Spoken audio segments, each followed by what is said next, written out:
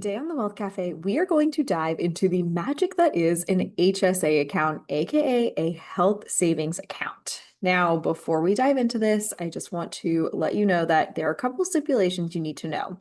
So, if you are looking to take advantage of an HSA account, you need to make sure, number one, work with your financial professionals, make sure this is the right situation for you and that the strategies we are going to talk about today make sense in your life and in your specific financial situation.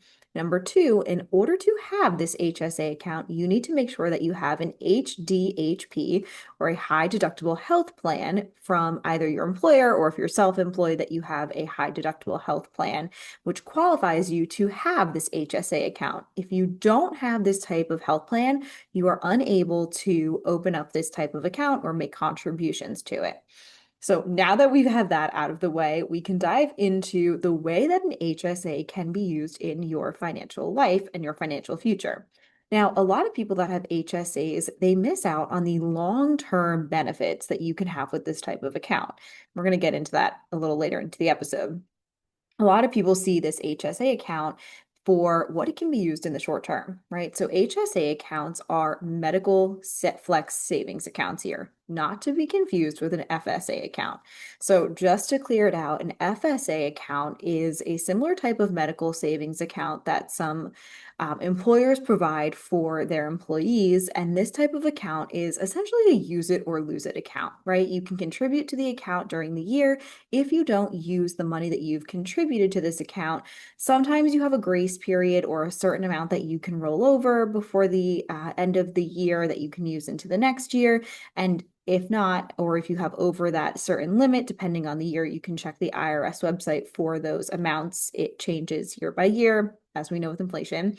And so if you are outside of those limits, you essentially lose it. HSA accounts, though, are built different. With an HSA account, you have the ability to contribute, and these are the amounts for 2025. So keep that in mind. As an individual, you can contribute $4,150 as an individual, or if you are a family, you can contribute up to $8,300. And if you are over that 55 age, you can also contribute an additional $1,000. Okay, great. But does anybody really want to contribute that much for medical expenses?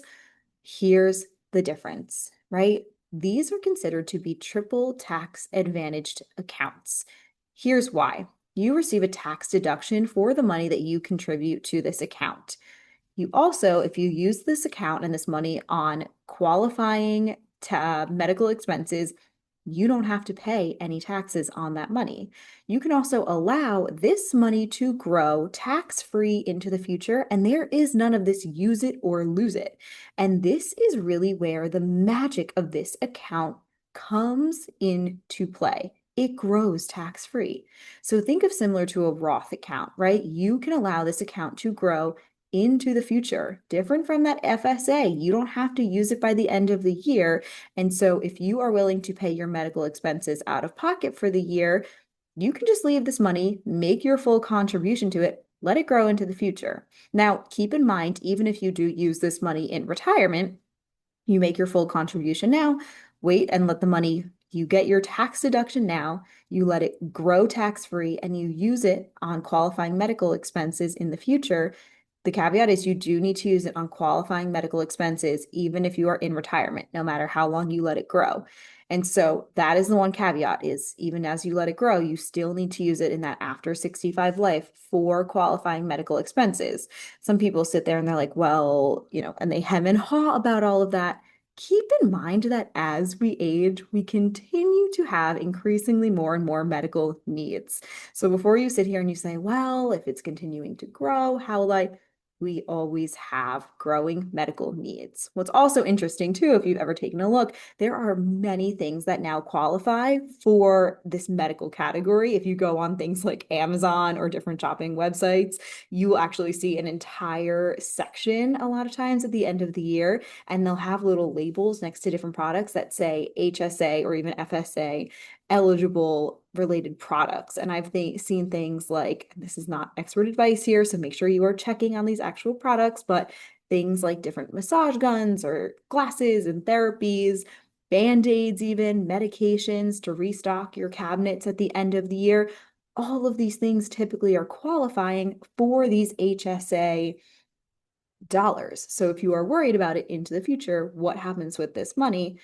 Keep these things in mind, right? And so the real highlight that you need to pay attention to here is this is a great way to put money away for your medical expenses in retirement. You are receiving that triple tax advantage. And the difference is with a Roth IRA account, you aren't able to take that tax deduction like you are with an HSA account. This is where it's so different. Right? So, this account, to recap, allows you to take a tax deduction. The money grows tax free, and you, as long as you're using it for these qualifying medical expenses, you are able to not pay taxes on the money or the growth of that money into the future. And also, this money isn't just sitting in cash. You are able to invest the money. So, for example, if you have an HSA account with Fidelity, you are able to then log in, select a whole different menu of investment options, and choose how aggressive you want the money to grow into the future. Once again, work with your financial team on what makes the most sense for you and your planning here, and see if this is the right option for you and if you have a qualifying medical plan that you can do so. A lot of people, like I said, they typically just use it right now. But if you have the ability to pay out of pocket for medical expenses, this could be a great way to cover your medical expenses in the future and in retirement. And as we know, we are living longer, so there are plenty of medical expenses that will be coming and in our future in those retirement years. If you have any questions, please drop them below in the comments or send me a DM over on Instagram at Tanis Fin Group or on LinkedIn, Caroline Tanis, and I am happy to answer them or answer them in future episodes. This is a great advantage that you can use. And also, we still have several months till year end, so you can utilize this before the year is over and really max out that contribution if you qualify. So make sure you are paying attention and check this out before the year is over. I will see you next week for another episode of the Wealth Cafe.